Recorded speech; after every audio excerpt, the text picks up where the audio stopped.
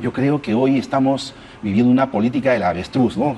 Esconder la cabeza, encerrarse en cuatro paredes, Sí. y no creo que eso sea lo sensato para el país. Si el presidente Pedro Castillo, cuando era presidente, hubiese llegado a un 85% de desaprobación, ¿usted habría pedido su renuncia? Mire, usted recordará, hubiera llegado a una situación así si el presidente Pedro Castillo Terrones hubiera mandado militarizar las regiones, ir con balas, asesinar a la Pero gente. usted ha hecho la Eso sí, reflexión sobre la base del 85%, por eso ahora yo vuelvo a esa cifra y le pregunto si habría tenido la misma actitud y la misma demanda que tiene respecto de la señora Boluarte, si el gobierno del que usted formaba parte, y la señora Boluarte también, de Pedro Castillo, llegaba a un 85% de desaprobación. sí, absolutamente. Le habría dicho, Pero- señor Castillo, renuncie usted. Así es, pero el gobierno del presidente Pedro Castillo jamás. Y hay algunos candidatos, hay una señora japonesa, ¿no es cierto?, que quiere apoderarse del sistema electoral porque solo con trampa ganaría en el Perú. Una señora japonesa nacida Sí. en el Japón.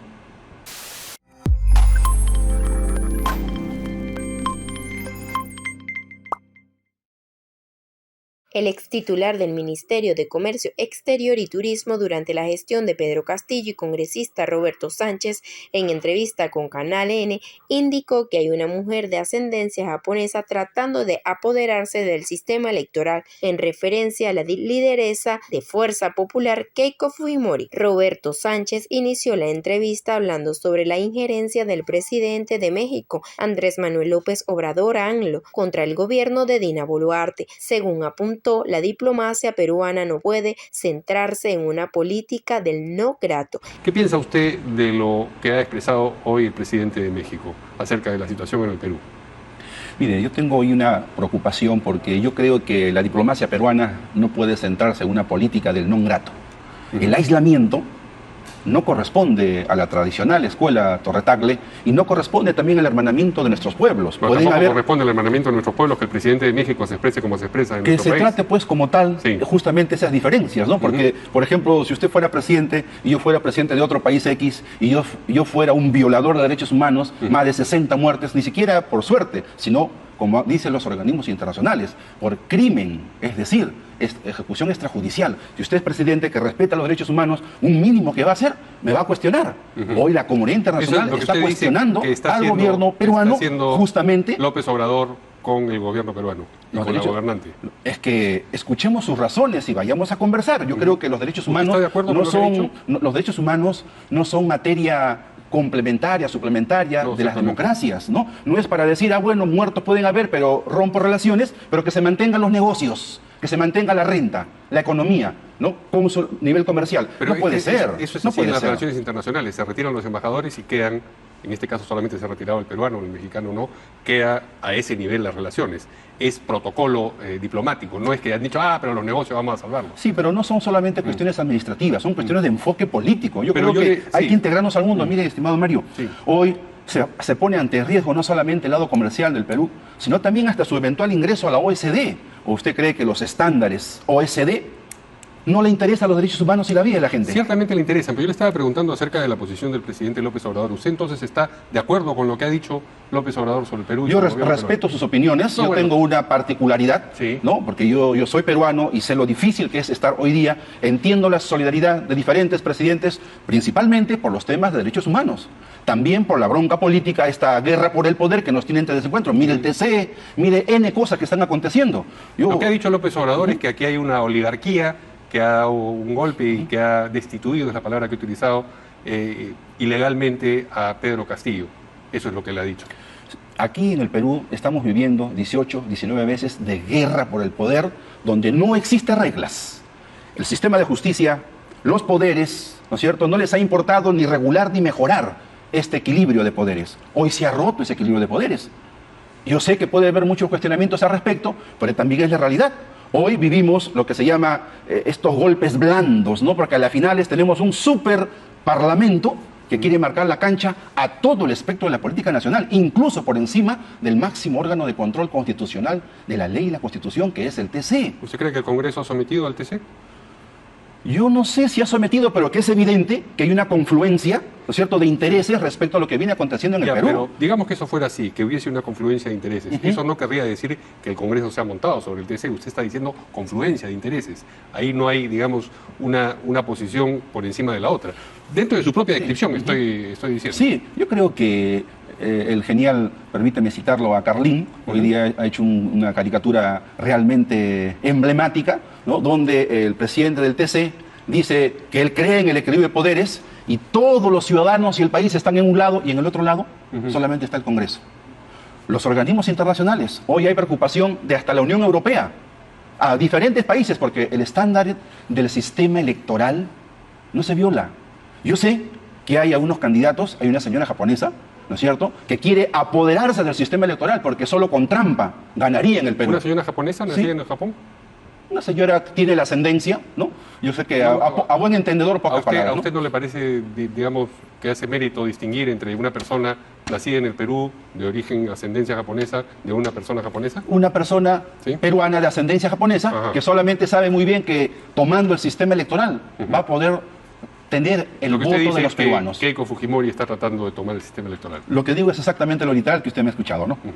Muy bien, vamos al Congreso y a lo último que ha ocurrido o viene ocurriendo en el Congreso a propósito de la adquisición de bienes y servicios. No solamente el famoso buffet, sino también, bueno, lo que se ha dicho de las alfombras, de las pantallas. Bien, ¿qué va a hacer la bancada a la que usted pertenece a propósito de las discusiones sobre reabrir el adelanto electoral para 2023, cada vez más remota la posibilidad, y en su defecto el 2024? Sí, nuestra reflexión política de fondo tiene mucho que ver con la crisis de estos 17, 18 meses, ¿no? Es por eso que nosotros creemos, y ya le doy ahí mi convencimiento, ¿no?, de que en realidad con 85% de desaprobación ningún gobierno resiste. Con las muertes que están fehacientemente probadas, que son ejecuciones extrajudiciales, crimen, eso no resiste. Yo estoy convencido de que la renuncia del gobierno de la señora Dina Boluarte es lo más sensato. Extremo, difícil, excepcional, pero necesario. Pero, digamos, no parece que eso vaya a ocurrir en el futuro inmediato, por eso le hago la pregunta que le hago.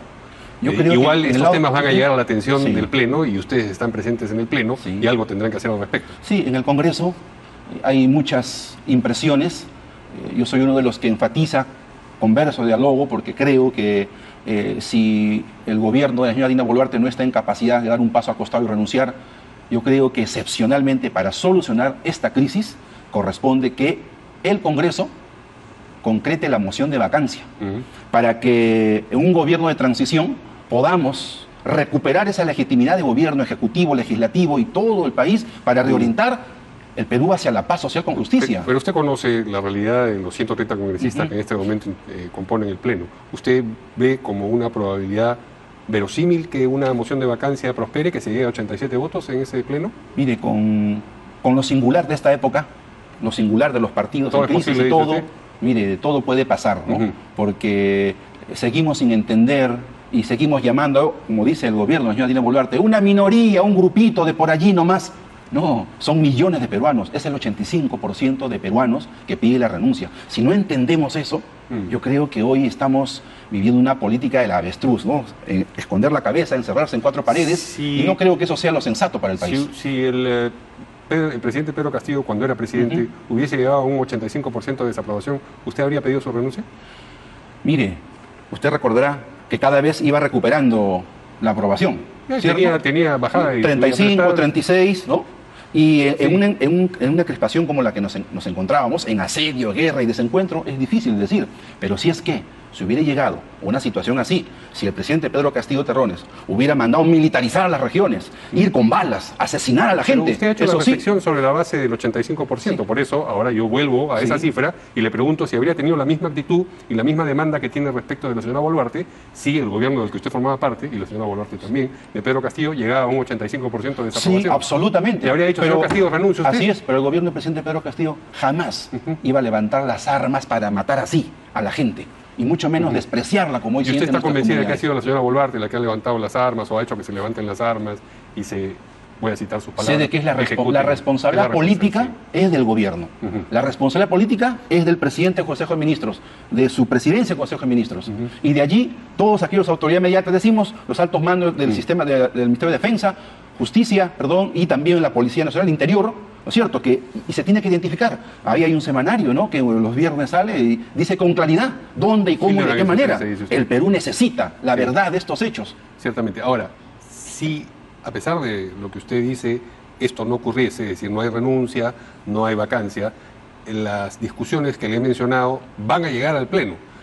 Insisto en saber qué cosas van a hacer ustedes en su bancada frente a esas iniciativas. Nosotros vamos a levantar, como siempre, el diálogo, la persuasión, la sensatez de que esta época nos vacó a todos.